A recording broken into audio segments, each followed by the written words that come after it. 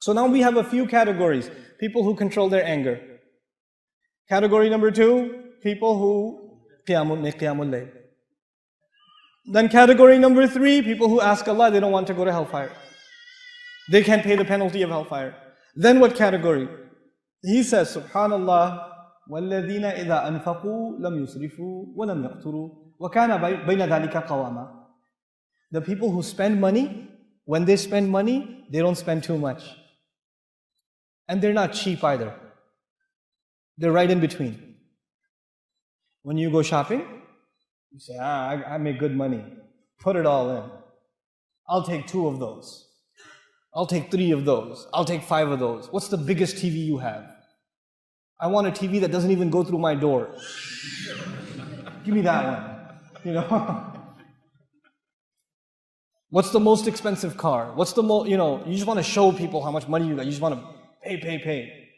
You can eat food at a restaurant, but you want to go to the restaurant where they charge you 200 riyals to sit down first.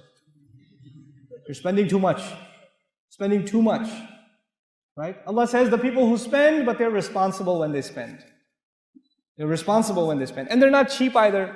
You don't go to the store with your wife to get the cereal and the milk and the vegetables, and she's putting milk and you're like, you're going to drink all that milk? You need all that milk? Get the small one. Don't do that.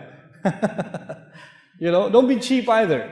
You have to have a balance in your budget. Let me tell you something. The economic crisis in the world, the fall of the European economy, the fall of the American economy that it's barely recovering from, you know where it came from? It came from people spending irresponsibly. And then institutions spending irresponsibly. And then governments spending irresponsibly. And saying we can just put it on the credit card, put it on the credit card, put it on the credit card.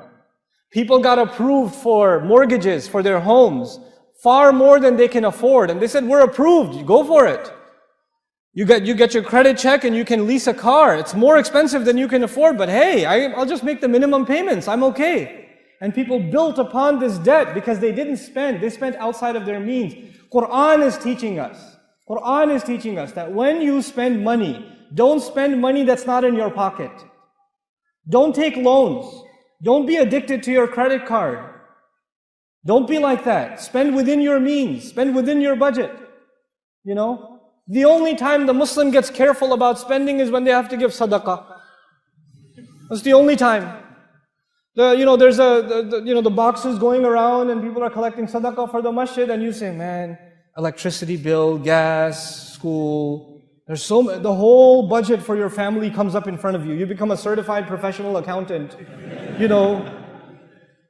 But then when you go to the video game store or the electronics store, and you're buying the new phone, the tablet, or you're buying the movie or whatever, the whole budget doesn't come in front of your eyes. You don't say, what about the gas? What about the electricity? You just spend it. You just spend it. We have to be responsible spenders. We can't be cheap and we can't overspend. A lot of you, mashallah, are doing well financially. So you say to yourself, I can afford it. Just because you can afford it doesn't mean you should spend the money. Your money has other uses. You can help your family. You have a lot of family back home that's not doing well. You can help them. You have a lot of community over here that's financially not very well off. You can help them. You can help people get out of debt. Your money can do other good things. Instead of just buying yourself things, You don't have to get the newest car. You don't have to. Just get a decent car. I'm not saying get a car that, it's like, might as well get a donkey instead of a car, but no, don't get that kind of car either. Get a decent car, but you don't have to get like all blinged out like a 350Z with like spinner rims and like, neon lights, and you're like slow down when you drive by and chill out, dude. Just get a normal car. Don't go crazy. Don't pay 5 times the price to buy the same kind of shirt because it has the logo on it.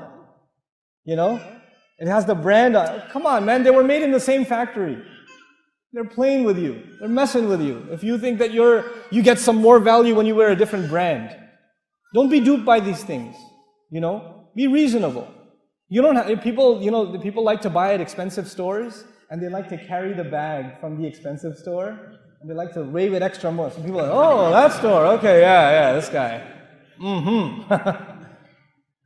وَكَانَ بَيْنَ ذَلِكَ قَوَامًا. They maintain a healthy, normal, responsible budget in between. And we have to teach this to our kids. We have to teach this to our kids. Don't just give your kids money.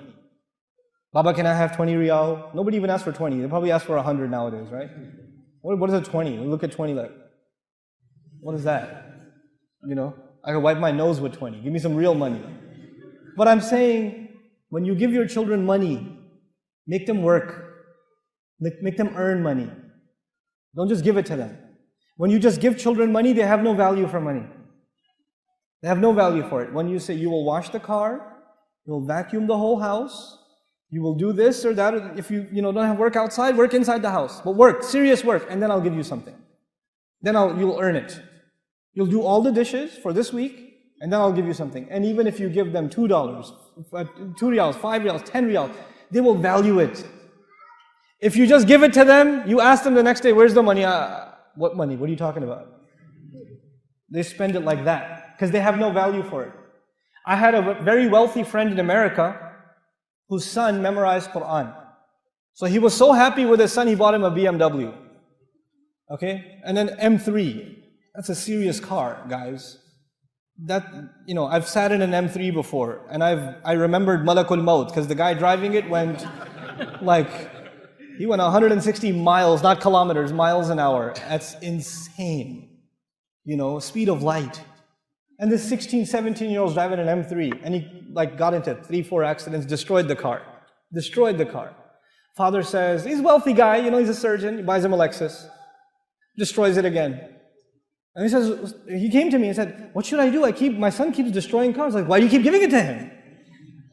Tell him, I am not buying you a car, go get a job, earn your money.